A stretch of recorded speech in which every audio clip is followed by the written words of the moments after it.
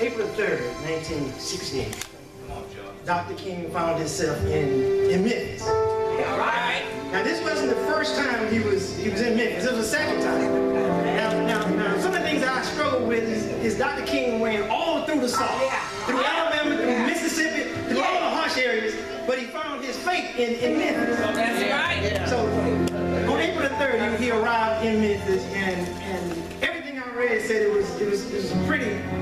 The weather was pretty bad. It was inclement weather, and Dr. King, after the flight to Memphis, he was tired. So he went to his hotel and wanted to relax. And what was happening in Memphis that night on April 3rd is they had a big rally at the Church of God Temple, and King was going to decide he was going to sit this one out.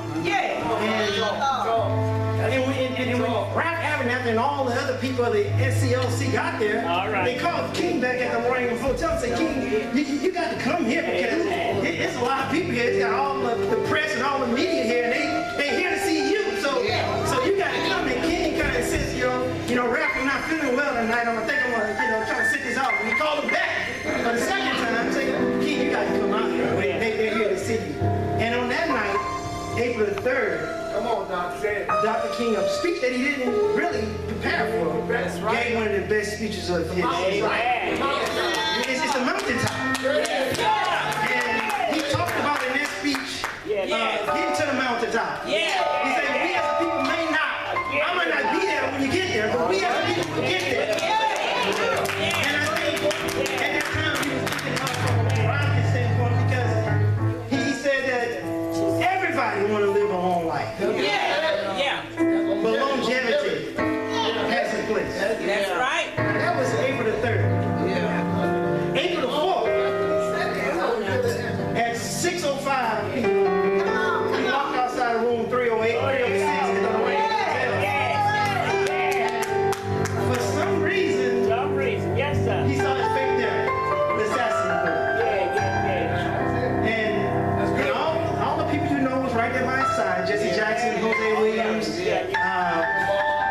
Andrew Young, and Ralph Abernathy. All of them was by his side. And had another guy by the name of Ben Branch, who followed King everywhere he went. He was actually what they call King musician, because he followed King everywhere. And if you guys know Dr. King, one of his favorite songs was Precious Lord. And the last word that he said to Ben, the last word that he said on his earth, was he stood out on the balcony just before and he said, Ben, I want you to sing Precious Lord tonight. I'm trying to hurry this thing up. They was actually getting ready to go to one of the sisters' houses in Memphis. During the movement, of course, black needed restaurants. So what took place is a lot of the sisters in different towns cooked for them. So that night, they was going to Samuel House, I think, and at 6:05 when he stepped out, man, Branch, I want you to sing this song for me. And right after that, he was a witness of assassin bullet. A man that, and during that time they said that when it happened, Ralph Abernathy ran to him and scooped down and started praying and said, Dr. King, it's going to be all right. It's going to be all right. But it wasn't all right, because at 7:05 that night, a man that